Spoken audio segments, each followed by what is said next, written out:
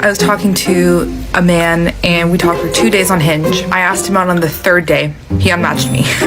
Second guy, we went on 3 dates together. On the third date, I said, I don't really want anything casual anymore because it always hurts my heart, you know? He said, we're done. Third guy, we had plans to go out on Sunday. He cancels day of. Day of. So when your single friends say that they're in the trenches, like it's not a joke. You should buy them like a milkshake or something every single day of their lives until they meet the love of their lives, because this is just fucking crazy. Wonderful. Couldn't have said it better myself. Our first clip paints a harrowing picture of the trenches, where brave single women are daily fighting the good fight against 3 mild disappointments. Let's break down this combat record.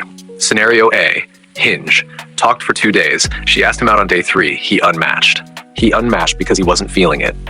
2 days of texting is not an engagement. She was probably expecting immediate, enthusiastic compliance simply because she initiated the ask. She's treating a Hinge match like a binding legal contract. If a man isn't responding with fireworks to minimal effort, it's not the trenches. It's a standard, non-toxic rejection. Scenario B, 3 dates. She springs the, I don't really want anything casual anymore because it always hurts my heart, bomb on the third date, and he bails. She took 3 dates to disclose a fundamental, non-negotiable term of the relationship. She used him as an emotional comfort measure until she decided she was ready for commitment, then tried to mandate his change of heart. 3 dates of casual connection doesn't earn you the right to issue a commitment ultimatum. He was honest. He was looking for casual. She knew the risk, took it, and is now crying foul. It's not that he was wrong, it's that she tried to convert a casual fling into a boyfriend using emotional leverage. Scenario C, he cancels a Sunday date on Sunday. It happens. People get sick, things come up, or yes, maybe he flaked. It's an annoying inconvenience, not systemic male oppression. If 3 minor rejections, 2 of which were entirely predictable based on her own actions, are fucking crazy and require daily milkshakes, then the emotional threshold for modern dating is lower than the Mariana Trench. The true irony is the demand for daily self-pity milkshakes. That's the entitlement. Stop demanding pity for predictable outcomes and start demanding accountability from your own dating strategy. If you think single people need to trade the trenches for the therapy couch, hit the like button and subscribe. We've got more logic bombs coming. I'm pretty sure I just got conned by this British guy on our first date. So the date was at a park and it has this beautiful view of Sydney Harbour, and he suggested that we should order food and get it delivered to the park. So here I was thinking, that's wholesome. And he whips out his phone, brings up Uber Eats and says that I can pick whatever cuisine and he'll pick what's on the menu. And we pick our food, create the order, and then he goes to pay. Because I'm polite, with my peripheral vision, I can see that an error message keeps popping up. And it said payment options. And at the time, I didn't know what it meant, but now I've Googled it, and it actually means that the payment method is invalid, unavailable, or has not been set up. So on the date, I was like, hey, is everything okay? I'm happy to pay for it. And he was like, this is just so strange. I don't know why this is happening. I definitely have money. I wouldn't go on a date without any money. And I was like, no, like, it's fine. You know, I've got it. I'll pay for it.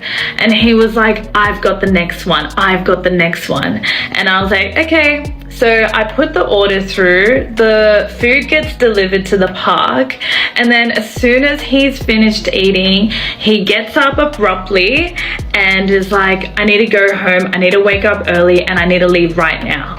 And I was like, okay, no worries. And then we're about to part ways, and I was like, hey, let me know when you get home. And he was like, yeah, you too. So I walk home. 10 minutes later, I open up Hinge and he's unmatched me. You're right, it's a double standard. This clip is the perfect example of approaching dating with a transactional double standard, followed by a masterful reframing of the event.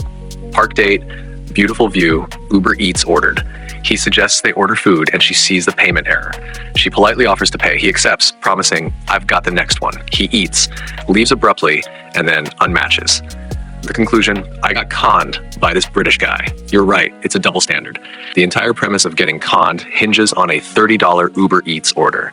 She's acting like he stole her life savings, not that he was a cheapskate who lacked dating etiquette.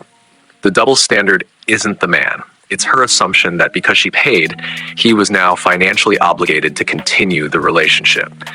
If she was truly independent and polite, she would have paid, enjoyed the date for what it was, and then determined if his cheapness warranted a second date.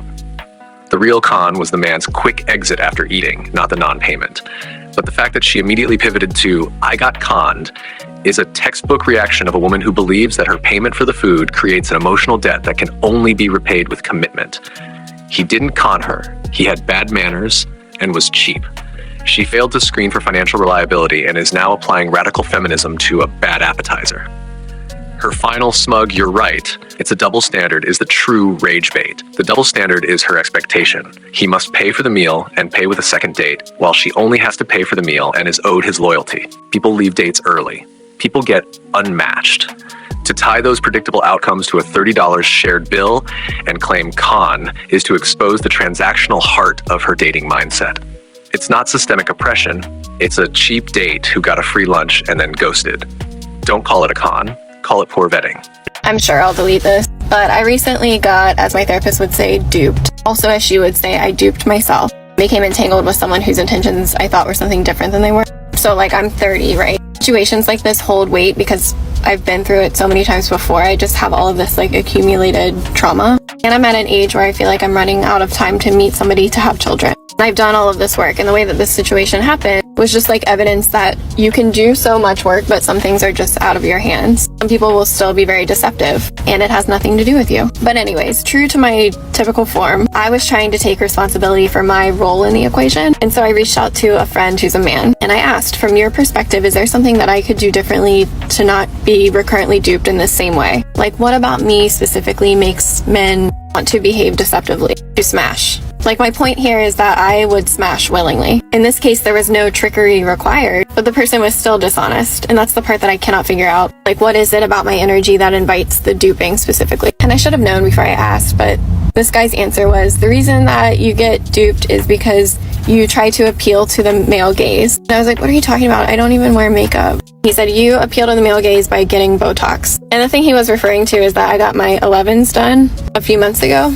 This is something that makes me feel insecurely. They appeared while I was working in this like horribly toxic job in healthcare during the pandemic. So the Botox is something that I wanted to do for myself. Whatever, I don't have to defend it. But as soon as he said that, I was like, all right, this is a dipshit conversation that I'm ending right here. And then I realized the truth that I always come back to, which is that if you ask any man that question, he's just going to give you some projection of his own idea of what women should be, which is to say that when a man takes advantage of you in whatever way, there's nothing that you could have done to prevent it. It is not your fault. It's a conditioned and systemic dynamic. As a society, we traumatize girls, women, and then we pathologize their trauma. There's nothing you can do to protect yourself from the destruction of men. And that's why spaces like this are so sacred, where we can all talk to each other and remind each other that this destruction and this pain is not our fault. Not surprised. This clip is the final boss of accountability evasion. The woman admits her therapist said, I duped myself. But that moment of clarity lasts about 2 seconds before she fully commits to the I am the victim of the male gaze and systemic trauma narrative. She got entangled with a dishonest man. She is 30, feels a ticking clock, has accumulated trauma, and feels like she's running out of time. She asks a male friend what she could do differently. He answers, you appeal to the male gaze by getting Botox. She immediately shuts him down, claims he's a dipshit, and pivots to the final, fatalistic conclusion. There's nothing that you could have done to prevent it. It is not your fault. The clarity check. She asked a specific question. What about me specifically makes men want to behave deceptively? And she got a specific, albeit clumsy and poorly worded, answer. The friend was essentially saying, you're optimizing yourself for maximum casual attention, the Botox, the willingly smash point, but you're looking for commitment. You're sending mixed signals. The truth is, he was trying to give her the uncomfortable feedback she asked for, and she rejected it because it required her to change her strategy, not just blame the patriarchy. I would smash willingly in this case. There was no trickery required, but the person was still dishonest. He didn't need to lie to smash. He lied because he didn't want a relationship, and she made it clear she did want one after the smashing. He wasn't deceptive to get laid. He was deceptive to exit the entanglement without a massive emotional confrontation. The true dupe here is the woman who keeps having casual entanglements while secretly harboring commitment expectations, then blames the man for not reading her mind. Her final grand conclusion: there's nothing you can do to protect yourself from the destruction of men, is pure, unadulterated, self-serving gaslighting. She refuses to take responsibility for choosing the casual arrangements that cause her pain. Her therapist was right. She duped herself by ignoring her own red flags and then sought a comfort narrative that absolves her of any role in the outcome. The biggest act of self-trauma is the relentless pursuit of a victim identity to avoid the painful truth: your choices have consequences. The deep understanding that is so difficult to articulate is that many women today operate under a philosophical framework that grants them high-value status by default, regardless of their effort or choices, while simultaneously granting men zero benefit of the doubt. The double standard is this: my time is a precious resource that must be validated by commitment, but the emotional and financial investment I demand from a man is merely baseline expectation. The common sense logic we need to inject is that you cannot demand high-value behavior from a man, such as commitment, honesty, and financial stability, while only offering casual value in return, like mixed signals, delayed clarity, and transactional resentment. If you want a man to be a provider, stop treating him like a disposable Uber Eats delivery guy. If you want a man to be honest, stop punishing him with emotional rage for telling the truth. You are not a victim of male destruction. You are the product of the choices you made under the illusion that the dating clock stops just for you. The true path to sanity isn't a milkshake or a women's circle. It's the radical act of saying, my life, my choice, my consequence. Now, that's accountability.